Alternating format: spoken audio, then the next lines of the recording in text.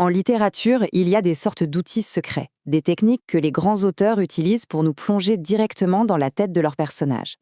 C'est si subtil qu'on le ressent souvent sans même savoir pourquoi. Aujourd'hui, on va décortiquer l'un des plus fascinants de ces procédés. Écoutez un peu ça. C'est tiré de La Parure de Maupassant. On sent immédiatement tout le poids du regret, toute l'incertitude. C'est le genre de questions qui restent en tête bien après avoir fermé le livre. Mais alors, la grande question c'est, qui parle au juste? Est-ce que c'est le narrateur qui nous raconte l'histoire de loin, ou est-ce qu'on est directement dans la tête du personnage Mathilde Loisel en train de se lamenter? Eh bien la réponse est un peu entre les deux, et c'est ça qui est génial. Pour résoudre cette petite énigme, il faut qu'on revienne aux bases. On va d'abord jeter un œil aux deux manières bien connues de rapporter des paroles dans un récit, celles qu'on apprend à l'école. Alors le premier, le plus simple, c'est le discours direct. Là, c'est facile, on ouvre les guillemets et hop, c'est le personnage qui s'exprime. C'est sa voix à l'état pur avec ses émotions, ses questions, ses exclamations. Ça rend la scène super vivante. Et puis, à l'opposé, on a le discours indirect.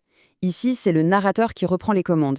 Il nous rapporte ce qui a été dit, mais avec ses propres mots, en utilisant des petites formules comme « il a demandé que » ou « elle a répondu que ». La voix du personnage est comme filtrée, c'est plus distant. On voit bien que ce sont deux mondes totalement différents. D'un côté, on a l'émotion brute, la subjectivité du personnage, et de l'autre, on a le recul, une sorte d'objectivité du narrateur. Ce sont vraiment deux approches qui n'ont rien à voir. Mais voilà le truc, si on n'avait que ces deux options, notre phrase de Maupassant resterait un mystère complet.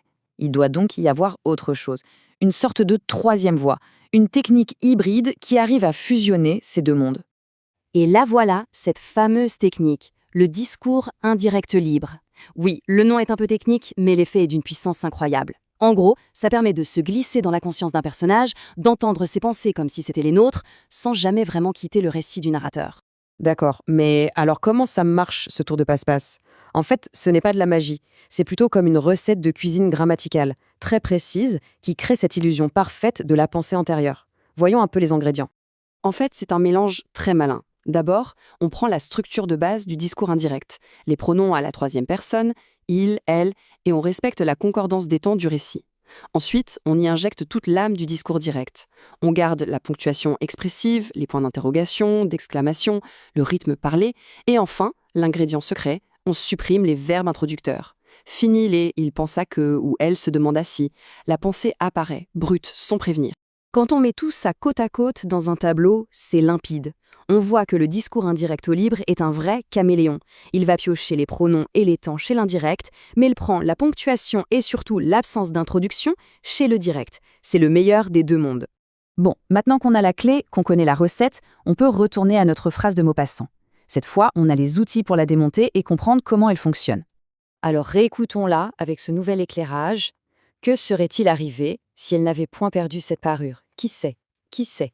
Ça sonne différemment maintenant, pas vrai? On arrive presque à voir les rouages de la mécanique littéraire. D'un côté, on reconnaît sans problème la structure de l'indirect. Le pronom c'est « elle », ce n'est pas « je ». Les temps verbaux sont ceux d'un récit au passé, avec ce conditionnel qui exprime parfaitement le regret. Ça, c'est le cadre posé par le narrateur. Mais de l'autre côté, toute l'émotion vient du direct. Les points d'interrogation, la répétition presque angoissée de « qui sait ?» Et surtout, Maupassant n'écrit pas « elle se demandait ce qui serait arrivé ». Non, il nous balance la pensée directement, sans filtre. Et le résultat est là. C'est le coup de génie de cette technique. Grâce à ce mélange, la frontière entre la voix du narrateur et la pensée du personnage devient complètement floue. On n'est plus un simple spectateur à qui on raconte une histoire, on vit le regret de l'intérieur, avec le personnage. Alors maintenant, la prochaine fois qu'on ouvrira un roman, que ce soit du Flaubert, du Zola ou même un auteur plus contemporain, il faudra tendre l'oreille. Essayer de repérer ces moments où la voix du récit se teinte soudain de celle d'un personnage.